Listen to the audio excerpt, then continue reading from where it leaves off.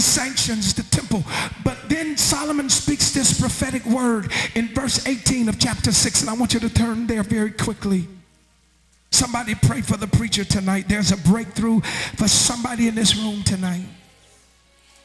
He says in verse 18, after he builds this magnificent temple, after he brings all of the brick and mortar together, after he brings in all of the expensive pieces of the altar, and after he puts it all together and he blesses it, he says this, he gives us this revelation about the temple. He says, but will God in very deed dwell with men on the earth? Behold, the heaven and the heaven of heavens cannot contain thee. How much less this house which I have built? In other words, the prophetic word is that the day is coming when this building, when this temple cannot contain, cannot house the spirit of the true and living God. His prophetic word is this, that the day is coming when God is going to have to use another temple. Come on, look at somebody and say, another temple. His prophetic word is that the day is coming that the glory that God released in the building will be no more. The brick and mortar, it will be no more. That's his prophetic word, that God is going to have to do something different, that God is going to have to change his venue.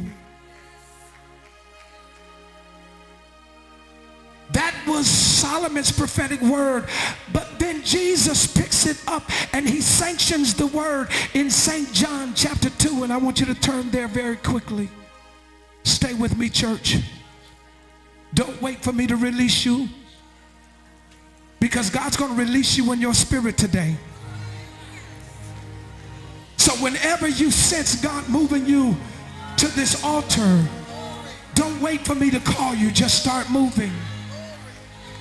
I speak now that the devil is a liar, that every constraining spirit already has been bound. It's been released, that the people of God are free to move, that the people of God are already moving in liberty, that the people of God are already hearing not an outward word but an inward word.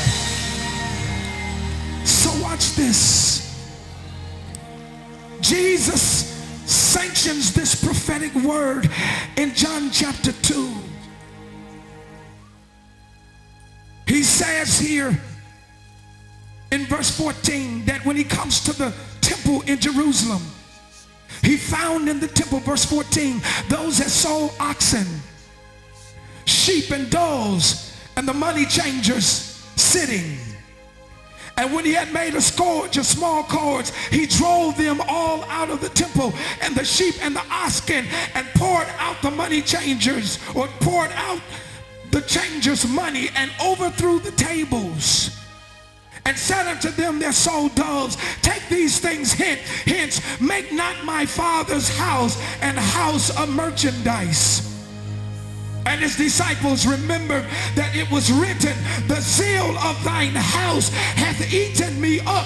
Then answered the Jews and said unto him, what sign showest thou unto us, seeing that thou doest these things? Since you come in messing with our tradition, since you come in turning our tables over, since you come in messing with our money, give us a sign why you're doing what you're doing.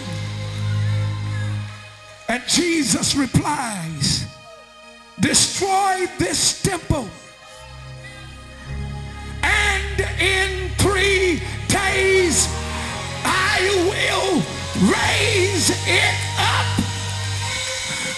But because they had not yet made the transition, and church, you got to understand that this is a season of transition. What we used to see, we can't see no more. What we used to think, we can't think it no more.